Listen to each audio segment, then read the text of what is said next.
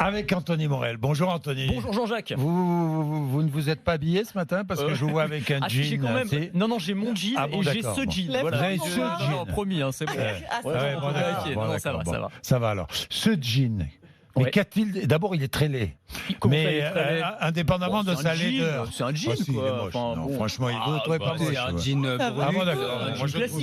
Un jean classique. Il paraît que c'est le plus solide du monde. Ouais, exactement. Et il est français. Alors, c'est une start-up bordelaise qui l'a mis au point. Pas nimoise, parce que j'ai appris ça. Alors, je parle sous le contrôle de Jean-Jacques qui doit connaître ça par cœur, que le jean, ça vient de Nîmes. Le bleu de Nîmes. Le bleu de Nîmes, ouais. Bah non, mais je sais pas. Vous dites ça comme si c'était évident. Ça a été exporté vers les États-Unis. Tout le monde le sait. La toile a été exportée vers les États-Unis. C'est ça. Tout est gardois là-bas. Tout est gardois là-bas, c'est ça. Non, mais c'est intéressant. Bon, très bien. Alors, celui-ci vient de Bordeaux. Ça et la brandade. D'accord. Bon, ça, ce sera pour une autre chronique, si vous voulez bien. Je vais rester sur les textiles. La brandade du futur. Je me le garde pour la semaine prochaine. Mais alors, ce jean-là, oui, c'est le plus solide du monde. Oui, effectivement. C'est-à-dire qu'on ne peut pas le lacérer, on ne peut pas le découper, on ne peut pas l'abraser. Pourquoi vous lacérez les jeans? Non, mais c'est juste pour vous dire. Imaginez. Vous allez voir, pour ceux qui nous regardent sur RMC Découverte, un monsieur qui fait une chute à moto à 80 km/h. Et vous allez voir qu'il en sort parfaitement indépendamment. Oui, je découpe. Ah non, j'y arrive pas. Je pense que si j'essaye de l'enfiler, je le fais craquer, moi. Mais non, dis pas ça, Charles, tu te fais du mal.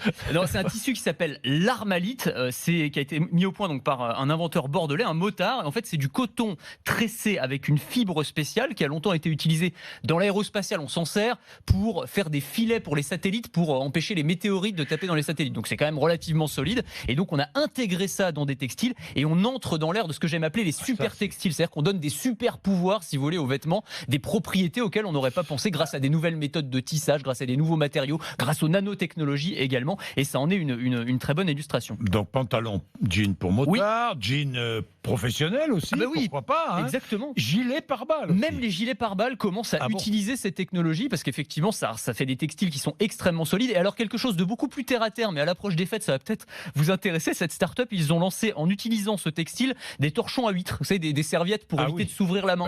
Ah oui, c'est malin. Donc voilà, on trouve ça sur Internet. Bon, c'est des jeans qui coûtent un peu plus cher que des jeans traditionnels, évidemment, parce qu'il y a de la techno à l'intérieur. Il y a aussi des pantalons et des chemises capables de se réparer seuls quand on les trouve. Exactement. Alors ça aussi, on reste dans les super pouvoirs. C'est un peu Wolverine des X-Men, vous savez, qui s'auto-cicatrise, ses plaies se réparent toutes seules. Bah là, vous avez des vêtements qui vont s'auto-réparer. On voyait sur RMC Découverte cette veste qui, quand on la troue, il suffit de la frotter pendant quelques secondes et le trou va se résorber instantanément. Voilà, ça fait pas ce bruit-là. C'était juste pour illustrer. Mais en gros, la perforation va disparaître. En fait, les fils ne vont pas se rompre, ils vont simplement s'écarter comme des élastiques et ensuite ils vont au contact de l'eau. Alors, ça peut être au contact de l'eau. Il y a plusieurs pistes de recherche. On met ça dans la machine à laver. Exactement. On peut imaginer. On le ressort. Hop, il est réparé. Ça, c'est des chercheurs américains qui travaillent là-dessus. Donc c'est pas mal. Le vêtement qui se répare à la machine, ça peut être intéressant. C'est vrai. Les super textiles. Anthony Morel, le matin. Et ses super pouvoirs. Et demain la brandade. Et la brandade, je garde ça en tête, la brandade. C'est bon, la morue du futur. Vous aimez Moi, j'adore la brandade. Ah, mais c'est très très bon, la brandade de morue. Non, mais évidemment. Je pensais que c'était portugais. Non, pas du tout.